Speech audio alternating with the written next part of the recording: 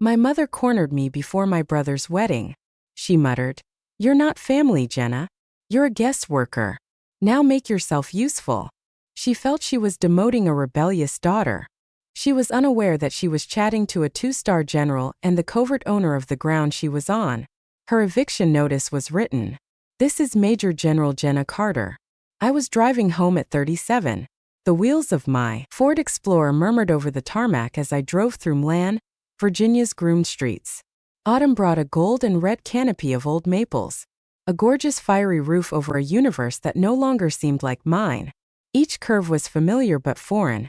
This suburban grandeur felt strange after years in Afghanistan's dust and the Pentagon's sterile halls. Then the home appeared. It was always a grand colonial rebirth mansion. In the midday sun, its white columns shine. Perfect lawn, emerald carpet. I always felt blocked by the white picket fence, designed to be friendly, separating their world from me. I stopped, turned off the engine, and inhaled. The car's silence was soothing. Silence would be a weapon when I entered. I entered using my key. The air inside was chilly and calm, smelling like lemon polish and money. No, a greeting was made. I instantly searched the great foyer wall for a photo of me, ramrod straight and beaming with pride, from my West Point graduation. It vanished. It was replaced by a large oil painting of my mother and my younger brother Ryan. My mother in silk and my brother in a tuxedo posed for a charity banquet, their smiles expertly executed. I vanished. Victoria left the living room with a glass. She holds pale gold Chardonnay. Her companion wore a black pantsuit. The wedding planner, I suppose. My mother's colder, bluer eyes covered me head to toe. Her attention lingered on my basic jeans and pullover. A quiet, comprehensive evaluation that found me deficient. She casually dismissed the planner by speaking loudly. "Your room is upstairs near the storage room, Jenna. You can grab towels from the linen closet." She left without saying a word, continuing her chat about floral arrangements as if I had delivered a parcel. I paused at the marble entryway. A ghost in my childhood home. Performance resumed that night. A soft power murmur permeated the house. The sound of my mother's inner circle. My mother's wine was served to Washington, D.C.'s top lawmakers, lobbyists, and businesspeople. Costly wine and trade power. I felt like an anthropological researching a weird foreign tribe when I tried to talk to find neutral ground. Victoria approached me. Her beautiful grin was a politician's weapon. She put a crisp white object in my hand. An apron. "Jenna, darling," she said, at once sweet and venomous. "You don't know most of the individuals here, I know. Can you help with the hors d'oeuvres? You're used to serving, right?" Words hung in the air. Public indictment. Some surrounding visitors laughed politely. I looked at Ryan. He was talking to a senator when he heard our mother's statements and shrugged before returning to his newest architectural project. He supported his disinterest. My face burned as embarrassment rose up my neck. Just then I wasn't a U.S. Army Major General. Both stars on my shoulders, earned through sweat, blood, and sleepless nights, felt like they were gone. Just an assistance, prop, and inconvenience in a clean white apron. A few minutes later, the cut ended. My job was asked by Eleanor's charity board friend, a kind-faced woman. Grabbed my arm before I could respond. "Oh, she has something. Government administrative job," my mother said brightly, as if describing a slightly interesting hobby. "Quite stable yet dry. Administrative." The term was meant to devalue my career and make it unremarkable. Now I felt completely obliterated. The air became thick and hard to breathe as my throat clenched. I disappeared as a servant whose main function was to not disrupt the household. I said nothing. Simply bowed to the wonderful woman, left my mother's clutches, and left the beautiful party. My steps were firm as I entered the silent kitchen from the house. I heard laughing and glasses clinking fade behind me. I unfastened the apron strings under harsh fluorescent lights. After holding the starchy white cloth for a moment, I dropped it into the stainless steel trash can on top of a pile of lemon peels. It wasn't rage, a silent declaration of resolve. That night was hard to sleep. In the quiet guest room next to the storage room, I relived the white apron sliding into the trash. The recollection was clear, but a single question that had troubled me for 20 years clouded it. "Why, Mom? Why are you so against me?" Only one place could I start looking for an answer. Before daybreak, I drove my Ford Explorer again, through sleepy suburbs to Arlington National Cemetery. A fine, ethereal mist softened the world. The chilly air smelled of damp ground and fallen leaves. Here silence was different. It wasn't my mother's weaponized silence. Its reverence and profound calm held innumerable stories of service and sacrifice. I went across the sea of white marble headstones, each one a memorial, life dedicated to something bigger. I spotted his marking easily. The grass around it was well trimmed. U.S. Army Colonel Daniel Carter. My breath floated in the cold air as I faced the white stone. He was my sole true viewer. Not the tough daughter or weirdness, but myself. I could almost feel the crisp Virginia night air from years ago when I closed my eyes. I was a girl again, sitting on the back porch with my father, heads tilted, up to the big dark sky. He showed me more than constellations. I was learning navigation from him. Strong and steady, his finger traced sky patterns. "Jenna, Ella only sees the brightest stars," he murmured, slowly rumbling. "She likes shiny, prominent objects. A true soldier and navigator knows that when you're lost in the dark, the dimmer stars you have to seek for will guide you. Honey, shine dimly. Stay calm, consistent, and focused." In the morning mist, his words were a ghost, soothing. He understood her and my place in her world. I wasn't brilliant. I was not made for her sky. The peace was broken by harsh, terrible memories. Day I received my West Point acceptance letter. Thick, important-looking envelope. My heart pounded with sheer joy as I gripped it, feeling like it could lift me off the soil. I showed Victoria. Her manicured fingertips barely touched the paper, and she threw it on the mahogany dining table like trash mail. "You're ruining your life, Jenna," she said coldly. "They said, you'll become hard and coarse. No decent man from land will want to marry a soldier." My brother Ryan won a regional school art competition the following week. A simple ribbon and certificate. Ella Laner celebrated with a magnificent backyard party. She invited around 100 people. Caterers, string quartet, and champagne. All for kids drawing. The injustice stuck with me. But my quiet, unchanging star, my father, found a way. He had slipped me out of the home that night, away from the tinkling laughter and fake grins. He took us to Ben's Chili Bowl in D.C., a loud, chaotic place worlds far from my mother's curated world. At the counter, he ordered his favorite dish. 2 spicy half-smokes slathered in their legendary chili. My life's most meaningful celebration was the greasy, delicious, simple feast. He stared at me with pride my mother had denied me as I ate.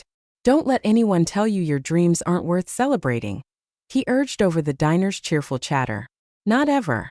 Standing at his grave, memories so realistic I could practically taste the chili. The contrast between my father's quiet approbation and my mother's harsh disapproval shaped my youth. I took a challenge coin from my old unit from my pocket.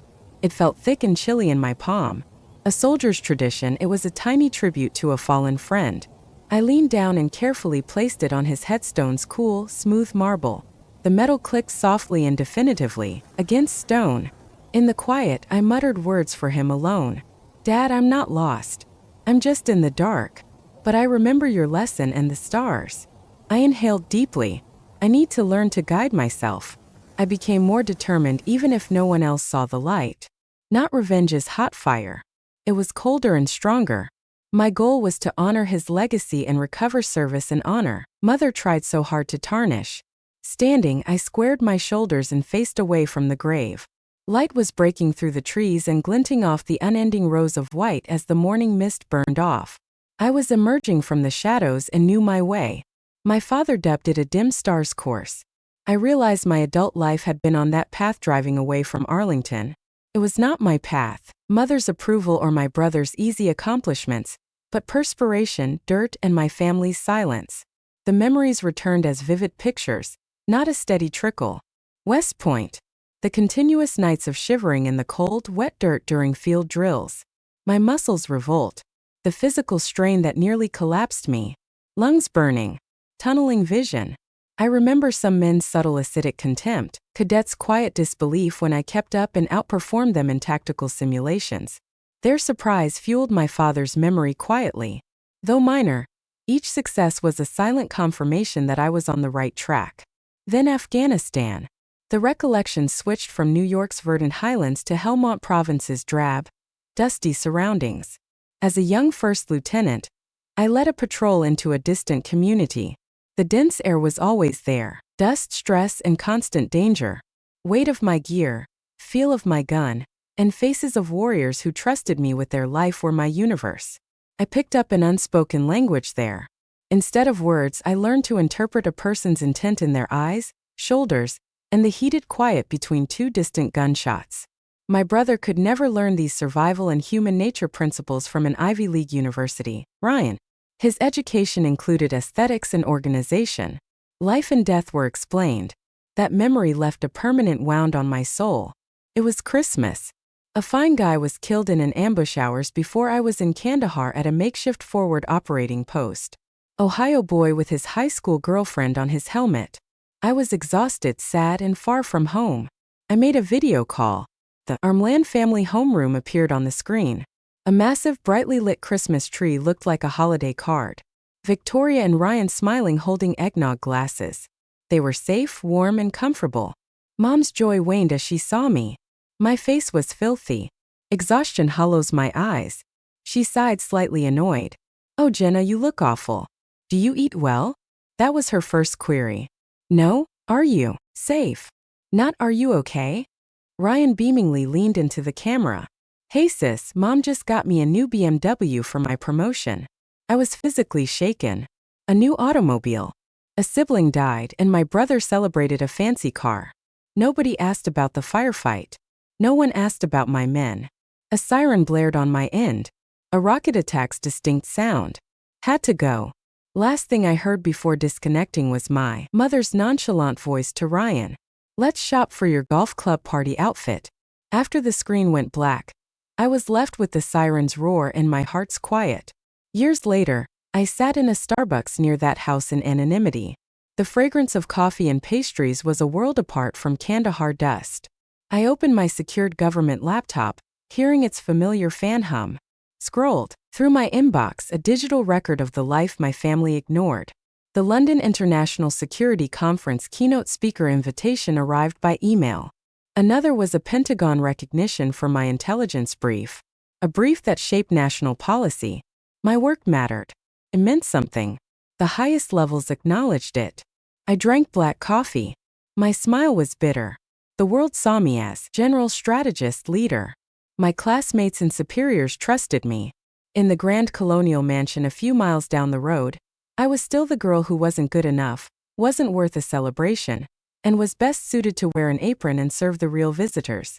My family saw a ghost, a useful but invisible one, while the world saw a general.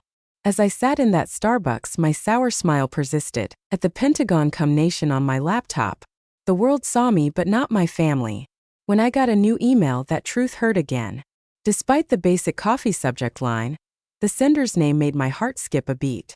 Captain Emily Brooks. The name was familiar. Captain Emily Brooks. My brother Ryan's fiancée. I checked email. It suggested a DuPont Circle coffee shop meeting in a brief message. No explanation, only time and location. I knew this wasn't a social call from years of threat assessment. It was reconnaissance. Next day, I spotted the modest independent coffee shop on a quiet side street. It had mismatched furnishings and local art, unlike my mother's pristine home. Ava was already there, sitting at a corner table in civilian clothing, a sweater and jeans. Although she looked different, she carried herself, soldier-like posture. She stood when I approached. "General," she answered quietly but firmly. "Captain," I said with the seat opposite her. "Thank you for meeting me." She skipped small conversation. Her gaze was fixed. "Ma'am, I know about Victoria, your mother." She sounded clinical when addressing my mother. She always was. "Please note that I'm not involved. Just listen." My expression neutral. Leaning forward, she continued. "I did a professional background check on you a year ago after Ryan boasted about his family's success. I recognize you, General. You commanded me in Kandahar. You rescued my battalion from an Arghandab Valley ambush. You saved me." Shock hit me. Faces blurred in the confusion of command, but I remembered the combat. She lived that day. To me it was a Tuesday. Seeing a soldier instead of my brother's fiancé was new. A deep, unexpected warmth poured through my chest, a feeling I hadn't realized I was starving for. "I owe you everything," she responded, full of conviction. "You may count on me as your soldier on any battlefield. That includes this." Her genuineness soothed a wound I didn't know was gaping. For the first time in years, had company in the foxhole. And further intelligence came from Ava. Slipping a document over the table, she continued, "You must see this person. It was named and located in Alexandria. Dr. Lena Kapoor. Though retired, she's a friend of your mother." The next day, I headed to the address. A quiet brownstone office. The door plaque said MH Consultant. It was nothing like a therapist's office inside. There were no comfy couches or motivational posters. It was a war room.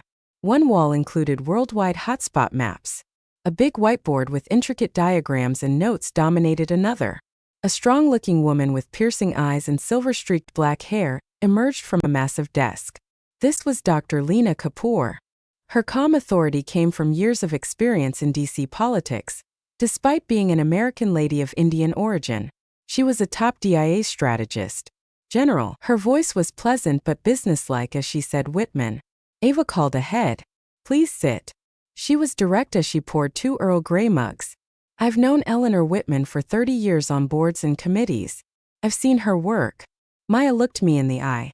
"Jenna, this goes beyond family strife. Mom doesn't simply assault your feelings. She's using information warfare to erase your identity and steal your father's legacy. Truth and precision will be our weapons of defense." Our word resonated in the hushed chamber. Maya placed 2 little items on the polished wood between us from a desk drawer. A lipstick-sized digital voice recorder with a black encrypted USB disk. "Your mother manipulates and lies privately," Maya added still. "From now on, you gather intelligence, record everything, document everything. We are building a case, your case." So, evening we met in Maya's war room. A major general, captain, and former DIE strategist. A selected family with a mission. There were no tears or hand-wringing. Discussed tactics. Ava used her access to access the wedding venue's floor layouts and security system schematics. Maya created a timeline, identifying guest speakers, journalists, politicians, and significant persons who may change the tide. I told the truth, mother's deeds, opponent's psychology. I finally felt the tide turning. The dull star no longer traveled alone. New constellation in formation. We planned a fight to destroy Eleanor Whitman's empire. Without anger but with facts. Military accuracy, intelligence, knowledge, and army commitment drove the campaign. The battle for my father's and my legacy began. 2 days, Mom called after our strategy discussion in Maya's war room. Her phone voice was unusually warm. Unlike anything I'd heard since childhood. She requested an intimate meal. A reunion before the wedding chaos. My internal alarms rang. This was tactical, but Maya's remark stuck with me. Gain knowledge. My first chance. I answered, "I'd like that," being impartial. Before departing my temporary, I took out Maya's little elegant voice recorder in my apartment. A small click activated it and I clutched it. Now I was more than a daughter going to dinner. I was an operator entering enemy territory. Victoria chose the Little Washington Inn. A 3 Michelin star restaurant in Virginia's countryside was luxurious and quiet. It was also very public, preferred by senators and CEOs. Strategic choice. She knew I wouldn't, 'cause a scene. Everything was staged that night. I came to see her seated in a silk dress with a single pearl around her throat. Her brilliant PR smile didn't reach her eyes. "Jenna, darling, you look well," she said, inspecting my black outfit. A subtle paw judgment. The food was exquisite. A dish after another arrived. Each a delicate artwork on a plate. Herb-crusted baby lamb carpaccio with Caesar salad ice cream. Pan-seared scallops with black truffle vinegar. Victoria performed between bland meals. She stressed the significance of family and unity. She recalled vague, happy memories from my youth that seemed to belong to someone else. Despite her inability to express it, Grandma was always pleased of my career. It was a fantastic monologue of fake warmth and sympathy. Each word was a lie. I saw a polished stone on a way I didn't want to tread. Her insincerity filled the air. A cold knot tightened in my stomach. Dinner with my mother wasn't happening. A great manipulator questioned me. A gorgeous 7-layer coconut cake was the dessert course before the main event. Victoria contacted her designer handbag and took out a nicely clipped folder of documents. After sliding it across the white tablecloth, she placed it next to my plate. Careless gesture was unnerving. She whispered conspiratorially, "Just a little paperwork, dear. To merge family assets. It will simplify management and aid Ryan with his business after the wedding. Just sign here." I looked at the folder. My heart beat a persistent rhythm on my ribs. This wasn't consolidation. This was a trap. In my clutch, the little recorder felt heavy. My head was filled with Maya's stern order.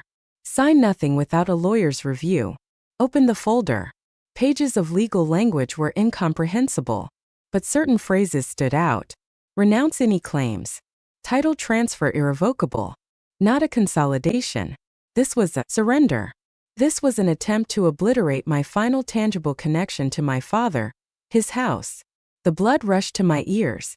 She tried to quietly sever my connection to my father's legacy, hidden in legal language. Regaining my composure, I closed the folder and carefully moved it across the table toward her. "Mother, I think my lawyer should review this." The effect was immediate. Victoria froze her beautiful prepared smile, then collapsed. After pretending warmth all evening, her eyes froze. The mask was off. Her voice turned sharp, dripping with sudden hostility in contrast to the exquisite surroundings. "Jenna, we're family. Don't you trust your mother?" Classic manipulation. The appeal to a bond she had destroyed her whole life. Simple family issue. Avoid complexity. Just sign. Her hand flew out, pressing the folder. An order, masquerading as advice. I looked at her hand, then at her face, contorted with hardly hidden wrath.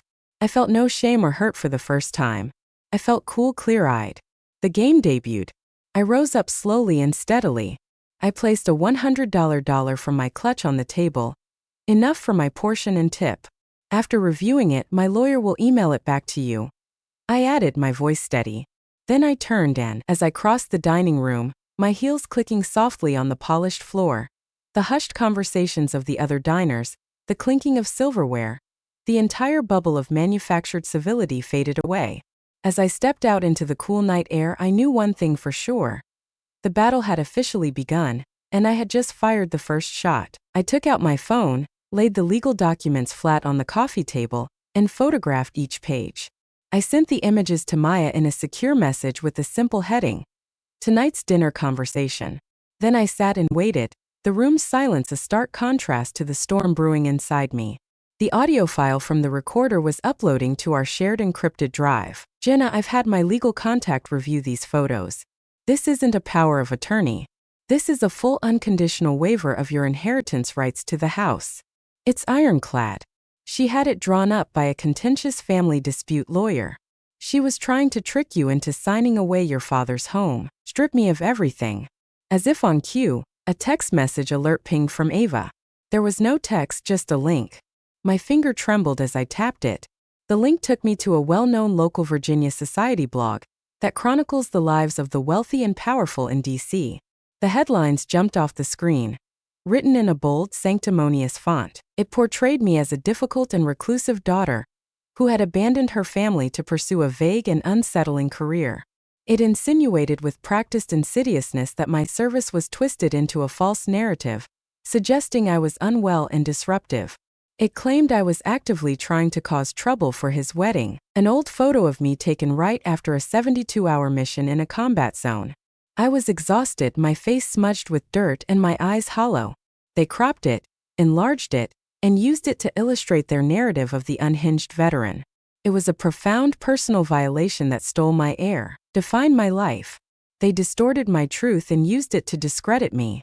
I dropped the phone on the couch as if it were on fire and sank into the darkness of the unlit living room. The city lights twinkling mockingly outside my window. For a moment I felt the crushing weight of it all. The lies, betrayal, and calculated cruelty. I felt the floor give way beneath me. Truth. Ava's voice pledging her loyalty. I wasn't alone in the dark. I reached for my laptop, my movement stiff at first, then more certain. I opened the web browser and typed Nee Brown, the man in the arena, into the search bar. I clicked on the video of her Netflix special, The Call to Courage, and fast-forwarded to the part one needed to hear. The strong man stumbles. The credit belongs to the man who is actually in the arena, whose face is marred by dust and sweat and blood, who at the best knows in the end the triumph of high achievement, and who at the worst, if he fails, at least fails while daring greatly. I closed my eyes and let the words wash over me. I opened my eyes. The fear and hurt were gone. All that remained was a cold, hard, crystalline clarity. The path forward was illuminated. They had pushed me out of the family. In doing so, they had pushed me right back into battlefield. I'm sure some of you listening know what that moment feels like, the moment the pain stops and the purpose begins. I picked up my phone. My hand was rock steady now. I dialed Maya's number. She answered on the first ring. "Activate everything," I said. My voice low and devoid of emotion except for pure resolve. The response was immediate. The next 48 hours were a blur of focused, relentless preparation. Maya's quiet office in Alexandria became a command center. The whiteboard, once covered in abstract diagrams, was now a meticulously detailed battle plan.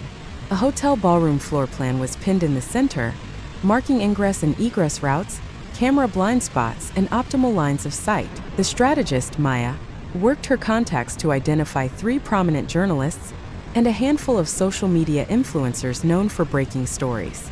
She prepared and encrypted a digital dossier containing all of our evidence, had already briefed a trusted investigative reporter from a major national newspaper to expect a package at H-hour. Ava was my intelligence officer. She monitored online chatter to track the spread of Victoria's hit piece and created a detailed timeline of wedding ceremony events, predicting choke points and opportunities. There was no emotion, only data. I called General Alistair Vance, my former commanding officer and mentor, now a 4-star general at the Pentagon, using a secure line. I didn't complain or offer emotional backstory. I presented the situation like a field report, a concise, factual briefing on a campaign of misinformation targeting a senior officer. "The files will be on a secure server for you within the hour, Major General," he finally said, his voice like gravel and steel. It's high time the full story of W. The night before the wedding, I didn't sleep. The city lights of Alexandria bled through the blinds, but my focus was entirely within the 4 walls of my room. I had retrieved my Class A Army service uniform, the formal dress blues, from its garment BA, ceremony, tradition, honor. Under the desk lamp, I laid out the jacket and meticulously attached my decorations. Each medal and ribbon was a chapter in my mother's life she had tried to erase. The silver star for gallantry and action during the ambush Ava survived. The Purple Heart, a silent testament to the shrapnel that had torn through my shoulder in a different firefight. Family, the Defense Superior Service Medal, the Legion of Merit, the Bronze Star. Each pin I pushed through the deep blue fabric was a memory, a fallen comrade, a sleepless night, a moment of terror, a surge of pride.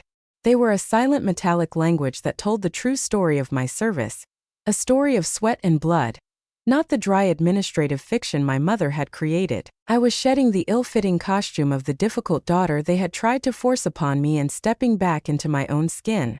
When I was finished, I hung the uniform, a perfect effigy of honor and D. The grand ballroom of the Four Seasons Hotel in Washington, D.C. was a sea of pastel silks, tailored tuxedos, and crystal chandeliers. A string quartet was playing something light and class. Victoria had chosen her weapons, lies, manipulation, and public shame. I had chosen mine. Soundtrack for the union of 2 influential families. My brother Ryan stood at the altar looking handsome and confident. My mother Victoria sat in the front row, the perfect image of the proud matriarch, radiating regal calm. The ceremony had just begun. The procession was over. The minister was welcoming the guests. This was our. I stepped into the room and a shockwave of silence radiated outwards from the doorway. Every sound ceased. The music faltered. A single violin note died in the air. The low murmur of the 300 guests evaporated. Every head turned. Every pair of eyes locked onto me. I was wearing my armor. I saw my mother's face. Her serene smile froze, then cracked like fine china dropped on a marble floor. The color drained from her cheeks, leaving behind a pasty chalk white mask of horror. Ryan's jaw dropped, his confident posture crumbled, and he stared at me, his eyes wide with disbelief and dawning panic. The ceremony sputtered back to life, But the atmosphere had irrevocably changed. The air was thick with tension and whispered questions. The minister, flustered, rushed through the vows. When he reached the classic line, "If anyone has any objection to forever," the real objection was not the marriage, but the lies it was built on. Finally, it was time for the family remarks. Victoria, looking shaken, stood up to give what I was sure would be a polished pre-written speech, but she was too late. The bride, Captain Emily Brooks, a vision in an elegant white gown, stepped to the microphone. "Before I begin my new life," Ava said, her voice clear and strong, amplified by the microphone, "I must first honor the person who gave me the chance to have this life at all." She straightened her shoulders in her beautiful wedding dress. Ava then raised her hand to her brow in a sharp, perfect military salute to Major General Jenna Carter, causing a collective gasp in the ballroom. The title spoken with such reverence hung in the air like a detonation. Major General. My mother's face contorted in a silent scream. My life and the lives of 5 other soldiers during Operation Desert Aegis in Kandahar. That was the cue. The massive projector screen behind the altar flickered to life, replacing the bride and groom's initials with the mission's unredacted after-action report. My name and rank were clearly visible. High-resolution image of my decorations, named and explained. Then the final asset, the video from General Mitchell Graves. In his full Class A uniform, he looked directly into the camera and confirmed my rank, service record and commendations, leaving no doubt. Notifications. The dossier arrived. Victoria's carefully crafted world was disintegrating in real time before her frightened eyes. She jumped up, losing her composure. She yelled, her voice harsh and ugly. "This is a lie. All of it is a lie." She raced to the stage to stop the unstoppable, but it was too late. From the startled quiet of the crowd, one person clapped, then another, and so on. Another. It started slowly, then grew into a wave. A thunderous rolling ovation that shook the entire ballroom. The guests were getting up, not for the bride and groom, but for the soldier in the back row. They were applauding the truth and a hero who had finally been seen. I sat still in my chair in the storm I had unleashed and let my vindication wash over me. That had surged through my veins ebbed away, leaving behind a profound hollow exhaustion. I slipped out of the ballroom unnoticed in the chaos, leaving my family's perfect evening behind. The battle was over, but now came the aftershocks. The next morning, the storm broke. Every major news network covered the story. Maya's digital dossier went viral. The blog post that tried to assassinate my character was now seen as malicious deceit. Victoria's social empire disintegrated overnight. The boards of the prestigious charities she chaired quietly requested her resignation. Invitations to exclusive DC galas and fundraisers stopped coming. Ava told me she had returned the ridiculously large engagement ring to Ryan that night, leaving it on the table of the hotel suite he had booked for their wedding night. She was free. 2 days later, my brother showed up at my apartment. Ryan looked terrible. His usually perfect hair was a mess. Under his eyes, he looked like a man who had seen his gilded world collapse. He stood in my doorway, not with an apology, but with an accusation. "You ruined everything," he said, his voice a ragged whisper of disbelief. "Everything? Did you have to do it like that?" I looked at my little brother, the boy I had once protected on the playground, the man I had tried to love despite my mother's wall. "No, Ryan," I replied, my voice calm and devoid of the anger he so clearly expected. "I didn't ruin anything. I just turned on the lights. Mom's lies and your silence. Your complicity ruined everything, time ago." He just stared at me, his mouth opening and closing with no sound, like a fish out of water. He was stunned not by my words, but by the fact that they held no anger, no room for argument. They were simply a statement of fact. I gently closed the door in his face, the soft click of the lock, a definitive final sound. "Vanities." My lawyer, a sharp, no-nonsense man recommended by Maya, drafted and sent the official notice. It wasn't an eviction because that would have been cruel and vengeful, and my mission was justice, not revenge. Instead, it informed Victoria that as the legal owner of the property, I would not force her to leave.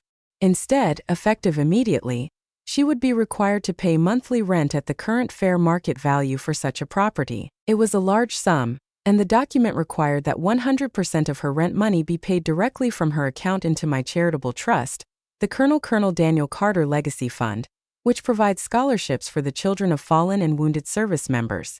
My father's house would no longer be a monument to social climbing and empty prestige. Support families who, like mine, had sacrificed for this country. It would be a source of honor. My mother could continue to live in her palace, but now it would be a gilded cage, a constant monthly reminder of her defeat. She would be funding the values she had spent her life despising. I had drawn my new boundary, quiet apartment. I finally understood what a true inheritance was. It wasn't a house. It was the strength to protect what you hold sacred. The storm passed. The news cycle moved on, and in the quiet aftermath, I began to understand peace. It wasn't the absence of conflict, but the presence of a quiet internal alignment. The war for recognition was over because I no longer needed it from the outside world. Father himself. I was asked to be the keynote speaker at the U.S. Military Academy at West Point's graduation ceremony. Standing on that historic rostrum, looking out at the sea of cadets in their crisp gray uniforms and the long gray line, I felt my father's pride swell within me. This was the stage he had dreamed of for me. I spoke about a different kind of combat. We train you here for the battlefields of the world, I said, my voice steady over the podium. But I am here to tell you that sometimes the most difficult arena you will ever fight in is your own home.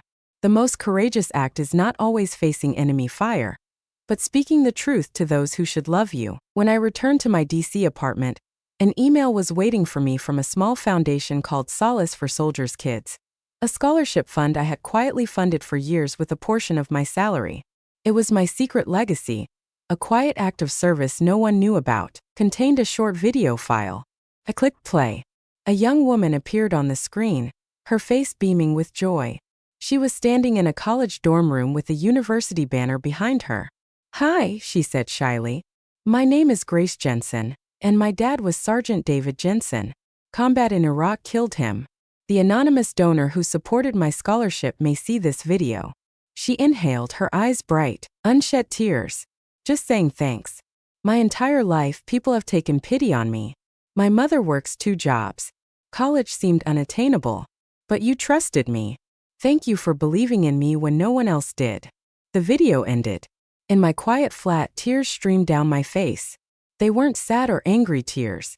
Pure contentment tears. Newspaper headlines, public adulation, and forced surrender. Everything else was irrelevant, Mommy.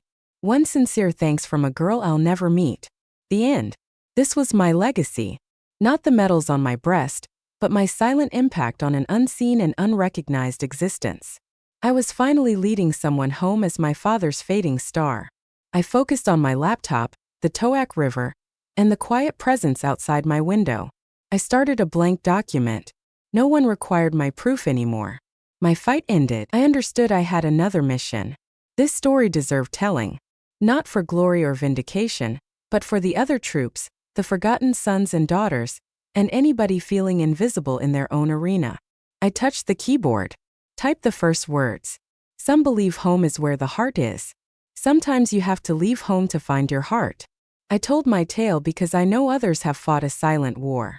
Maybe your venue wasn't a ballroom and your detractors weren't your family, but we all strive for recognition. Also, your story matters. Comment below if my path resonates with you. Subscribe to our channel for more stories on overcoming adversity. Thanks for listening. You have company.